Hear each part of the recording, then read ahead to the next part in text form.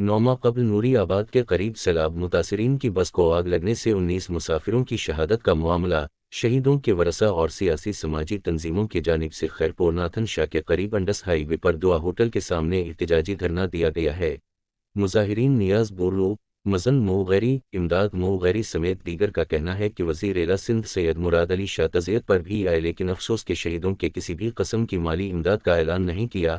9 ماہ گزر چکے ہیں تاحال نہ سندھ حکومت نہ وفاقی حکومت نے سیلاب متاثرہ شہیدوں کی مالی مدد نہیں کی ہے۔ سیلاب متاثرین خاندان پہلے سے ہی سیلاب کے باعث معاشی بحران کا شکار تھے، تاہم 19 سیلاب متاثرین کی شہادت نے ان کمر مزید توڑ دی ہے۔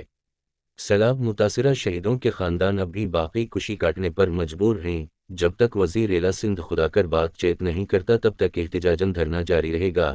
دوسری جانب دھرنے کے باعث انڈس ہائی وے پر ٹریفک کا نظام درہم برہم، مسافروں کو شدید خوفت کا سامنا ہے۔ واضح رہے کہ خیرپور ناتھن شاہ میں 2022 کے سیلاب کے بعد مغربی قبائل کا متاثرہ خاندان نقل مکانی کر کے کراچی چلا گیا تھا۔ سیلاب کا پانی کم ہونے کے بعد اکتوبر 12 کو یہ سیلاب متاثرہ خاندان ایک کوچ کے ذریعے واپس گاؤں آ رہا تھا۔ واپسی پر نوری آباد کے قریب کوچ کے ایئر کنڈیشنگ سے آگ بھڑک اٹھی۔ آگ کی لپیٹ میں آ کر 19 افراد جس میں بیشتر بچے تھے جو کہ جھلس کر جاں بحق ہو گئے۔